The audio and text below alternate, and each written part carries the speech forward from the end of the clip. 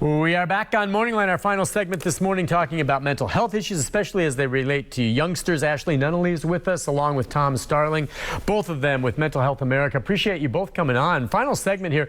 Just want to let people know about some of the resources out there. I know we've got some graphics to put up about where they can reach out, but there we go. We just threw it up there. Tom, talk a bit about what's out there for folks if they have help. And you can see the screen. Talk about what those numbers and how the crisis line text and all of that works. Yeah, if you call us at MHA, if you call us at Mental Health America, we'll help provide you information. We can mail it to you, email it to you. We could give you, the names of local therapists or counselors, information to share with family members. You could schedule some of our programs to come out and talk about workplace wellness and suicide prevention. You could contact Ashley at that number and make sure that she can come out to your school or to your church. And then if you go to our website there, the mhamidsouth.org, we have our screenings. You'll see some of our events.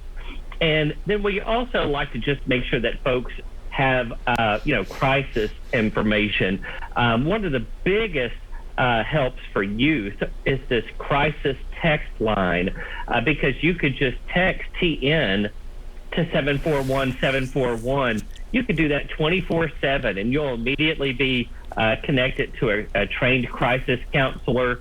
A crisis for me might be suicidal, but a crisis for you might be that you just need some emotional assurance that everything's going to be okay. And just to be able to text back and forth with a crisis counselor is always really, really great, and it's free. And all of our resources at Mental Health America are free. We're a 75-year-old nonprofit that really does good work. And one of the best jobs we do is with Ashley and her program in the schools. Yeah, no, I agree. And I'm glad you mentioned free. And going through you and getting that information is, I'm wondering if one of the questions some of these families, may ask in terms of seeking out the therapy and the counseling. I mean, those are all jobs, and these are folks that need to get paid one way or the other. How does that has to be addressed? It's like, I know my son really needs help, but, I'm a single parent and I barely make ends meet as it is, but I mean, he or she's getting really bad. Is there any way, any suggestions in those resources from you that could help them, where there's either assistance in paying or there are some types of free services along those ways? Absolutely. We can definitely direct you to who takes your insurance. If you have Medicaid, we can direct you to who takes TennCare. If you don't have any insurance at this time, we can direct you to charitable clinics or to folks who have a sliding scale. And, there's actually hospitals and mental health centers that only see people who have TennCare or nothing. So we have those lists. We know those resources, and we could definitely direct you or your family members there. And many people these days are using telehealth, so you may not even need to leave your house. Yeah, I'm glad, you mentioned that, and we'll put that phone number up again for folks, that there's a way to get help even if you don't have the means to pay for it all up front. And by the way, have you noticed, Tom, one way or the other, do we see in general insurance companies over the past several years beginning to cover more and more mental health issues? There was a time where, frankly, mental health just wasn't covered at all by a lot of health insurance. It was just physical ailments, but now I've seen it growing. Is it getting that way now? It is. There was a law that was passed several years ago calling for parity. That is, that we wanted physical health and mental health to be on par with each other or equal to each other. And so there is that.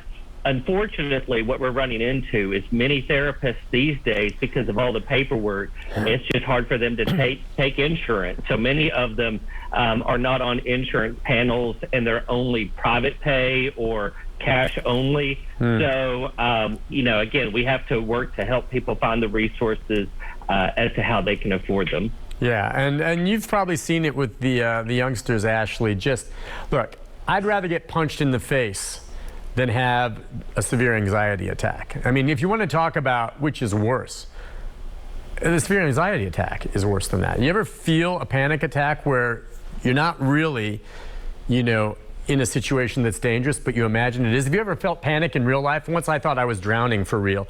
That was a horrifying feeling. I can't imagine people who have that kind of feeling that just hits them out of the blue when they're really not in a dangerous situation there, but they're feeling it for real. That's as bad as it gets.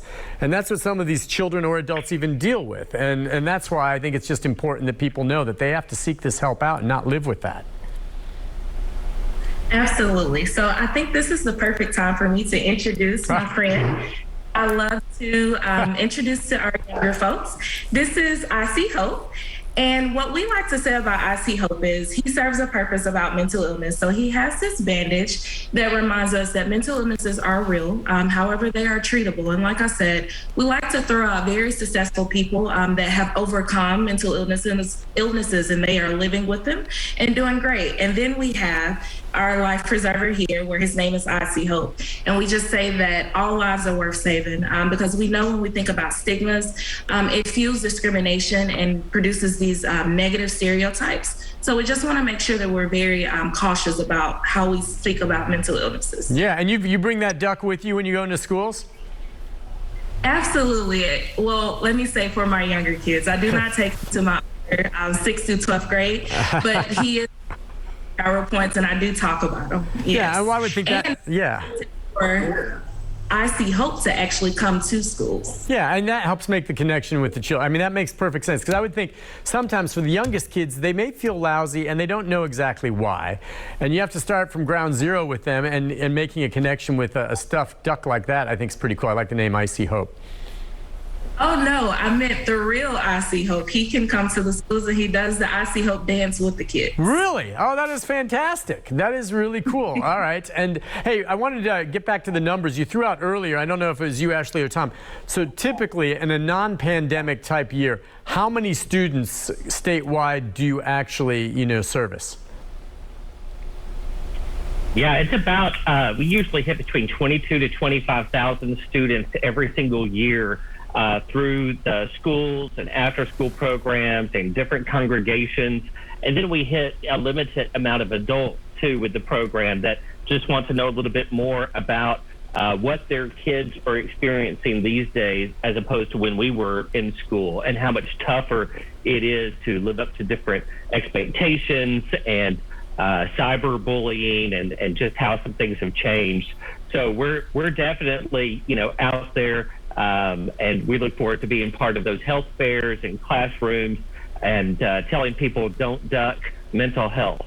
And yeah, okay, there's the duck again. As far as just Joe's comment about social media, and I agree with him to a large extent on that. Do you know, Ashley, with parents when they say, look, my son or daughter just loves their iPad. They love their video games. They're on their phone all the time. We see that. It's a whole different generational thing, and that's fine.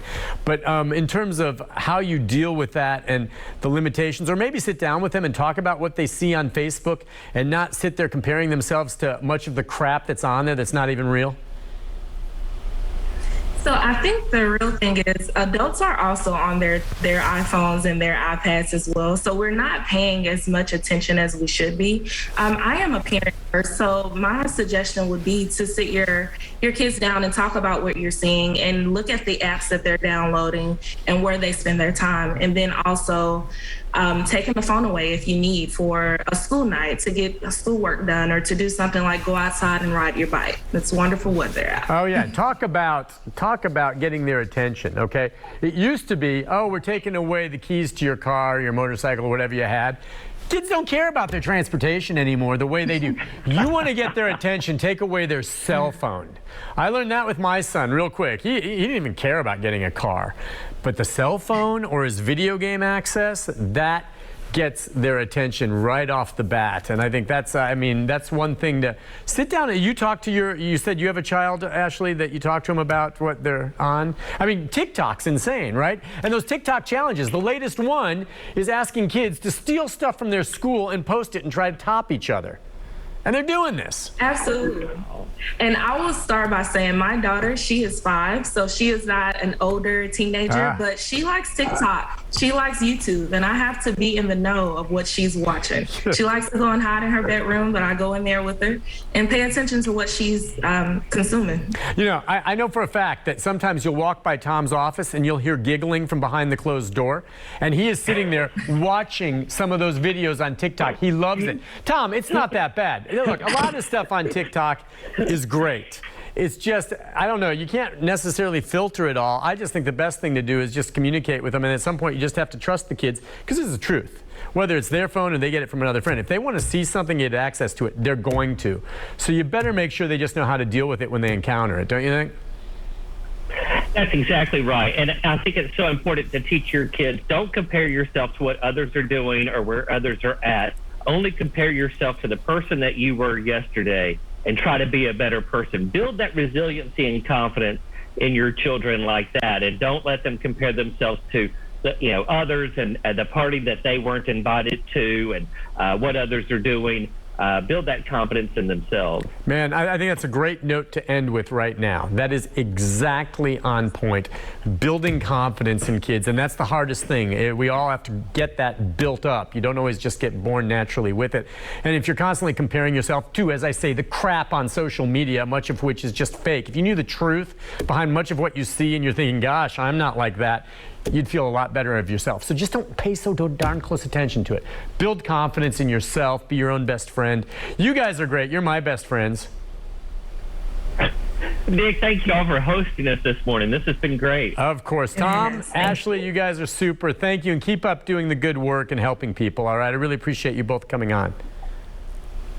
Thank you. Take care, guys. Thank you much. We'll take a break. When we come back, as I promised, I'll put up that information again for Mental Health America, so you have access to all the numbers and some of the text lines and such. There is no excuse not to get help if you need it. You heard about it.